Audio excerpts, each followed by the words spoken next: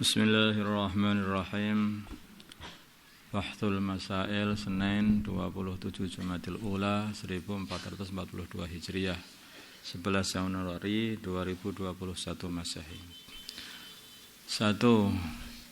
Masalah memberikan bangkai kepada orang kafir. Bagaimana hukum memberikan bangkai kepada orang kafir? Wong orang kafir aja dikasih bangkai, ya biar makan bangkai. Kadang-kadang berpikir seperti itu. Jawab, kalau untuk dimakan orang itu, maka tidak boleh. Karena menurut mazhab Syafi'i itu, orang-orang kafir ini pun, ini mereka semuanya adalah diperintah juga untuk mengamalkan syariat Islam. Jadi mereka itu terus berdosa karena meninggalkan syariat Islam. Sudah berdosa enggak mau beriman, berdosa juga ya, meninggalkan syariat Islam. Kalau kamu kasih bangkai biar makan bangkai, ya kamu juga berarti seperti memberikan orang supaya makan haram. Walaupun itu orang kafir. Maka orang kafir itu kalau umurnya panjang, tua mbah dalam itu nerakanya itu. Masalah 2 yaitu menjual organ tubuh. Organ tubuh dijual. Masalah organ tubuh. Pertanyaan, bagaimana hukum menjual sebagian organ tubuh ke rumah sakit karena ada permasalahan ekonomi yang mendesak? Jawab diperinci. Jika diambil setelah wafat, maka diperinci. Jika sebelum wafat ia berwasiat atau walinya mengizinkan, maka hukumnya boleh. Jika tidak ada wasiat serta izin dari walinya, maka hukumnya khilaf. Ada yang membolehkan, ada pula ulama yang tidak membolehkan. Jika diambil di saat ia masih hidup, maka diperinci. Jika diambil di saat ia masih hidup, maka diperinci. Kalau hal tersebut menyebabkan kematian baginya setelah diambil, mungkin dia itu mau diambil jantungnya atau mau diambil kepalanya, ya tugel lah. Seperti yang diambil adalah jantungnya, maka hukumnya tidak boleh. Nah, itu membunuh orang. Kalau hal tersebut tidak menyebabkan kematian baginya, maka diperinci.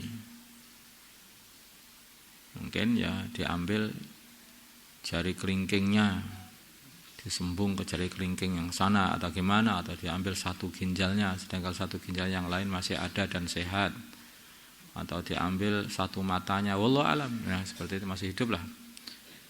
Ini diperinci. Kalau ada izin darinya, dari orang yang diambil itu, maka khilaf. Ada yang berpendapat tidak boleh juga. Walaupun ada izin, ada yang mengatakan boleh. Kemudian, kalau tidak ada izin, maka jelas-jelas tidak boleh.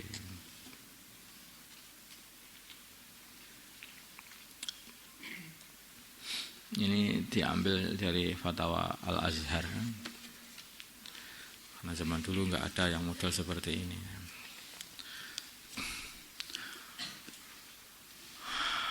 Ahli waris wajib mengqadha salat mayit. Apakah ahli waris wajib mengqadha salatnya mayit yang tertinggal? Ada orang sakit meninggalkan salat fardu, beberapa salatan, kemudian ia wafat sebelum sempat mengqadha'inya. Apakah ahli waris wajib mengqadha salat yang ia tinggalkan? Jawab, tidak wajib. Jawabnya adalah tidak wajib. Tetapi ada sebagian ulama seperti Imam Subki mengerjakannya. Yang mana beliau itu mengqadai sholatnya sebagian dari kerabatnya.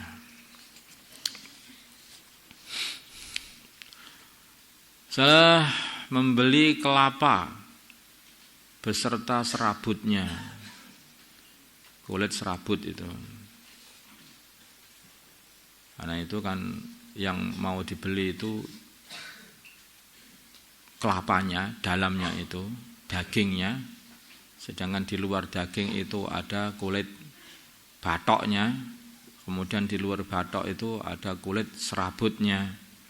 Ini kan berarti kalau jual beli seperti ini nggak tahu mana di dalamnya itu ada apa, itu kan nggak ngerti. Ada isinya apa nggak ada isinya kan nggak nampak di situ itu.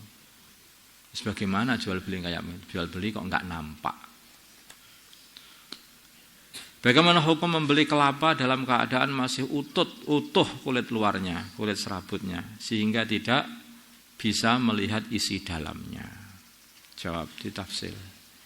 Jika kelapanya masih muda, maka hukumnya boleh. Karena kalau kelapa muda, serabutnya kamu ambil dan batoknya itu masih lemes, ya, batoknya masih lemes, ya rusaklah apa itu degannya itu, bosok malahan. Maka itu orang jualan kelapa muda itu mesti sama serabutnya, itu, ya kan? Maka itu boleh tanpa harus mengupas kulitnya karena kulit tersebut dianggap sebagai pelindungnya. Jika kelapanya sudah tua, maka kulitnya harus dikupas, tinggal kulit batoknya saja, kulit dalamnya itu, kulit yang keras itu. Akan tetapi ada pendapat yang membolehkan tanpa harus mengupas kulit luarnya pun juga boleh. Karena sebagian ulama ada yang membolehkan bai'ul ghaib itu, menjual perkara yang tidak tampak. Itu ada yang membolehkan. Ya, makanya khilafnya para ulama ini jadi keuntungan kita. Alhamdulillah ada khilafnya. Tapi jangan ngawur itu. Mana tuh khilaf-khilaf yang mudah-mudah gitu loh. Jangan begitu. Itu namanya kurang ajar. Yang mana yang paling menjadikan kamu itu selamat gitu loh. Apa saja itu kalau kamu pikirkan nanti kalau di akhirat terus ketemu Gusti Allah terus gimana gitu loh. Nah, itu yang kamu pikirkan seperti itu. Maka dalam jual beli ya mesti kamu hati-hati. Dalam muamalah dan muasyarah pun juga hati-hati kalau kamu yang pikirkan itu urusan akhiratnya.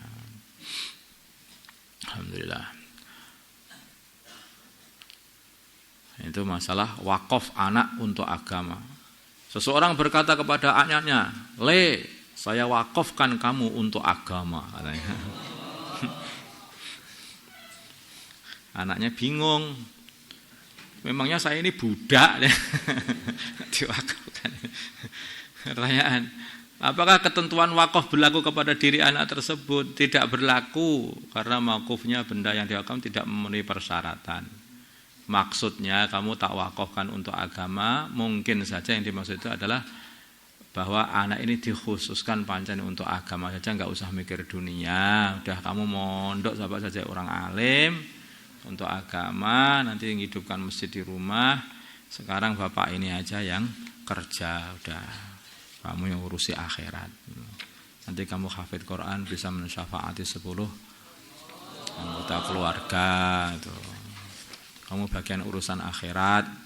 Ya, saya itu kan ngopeni orang yang urusan agama, nanti biar khidmat kepada orang ahli agama kan dapat juga pahala. Nah, bapaknya khidmat, anaknya sungguh-sungguh. Bapaknya khidmat, mengharapkan anaknya yang jadi ahli agama yang hebat. Ternyata ada telepon dari pondok, ring. Ada apa Pak? Bapak anaknya supaya dijemput Pak. Loh, jemput gimana? Di Azamnet. Innalillahi wa inna ilaihi. Ini sudah saya wakafkan agama. Lah kok jadi wakaf di Azam net. La haula wala quwwata. Loh kok paham semua itu, kenapa kamu pernah ke sana semua ya? Allahumma shalli ala sayyidina Muhammad wa ala sayyidina Ibrahim wa ala sayyidina Ibrahim wa ala sayyidina Muhammad. Allahumma arham sayyidina Muhammad, Allahumma ighfir li sayyidina Muhammad, Allahumma aslih sayyidina Muhammad. ألف بين قلوب من سيدنا محمد اللهم انصر أمة سيدنا محمد اللهم أحسن سلطانا نصيرا صلى الله على سيدنا محمد الحمد لله رب العالمين.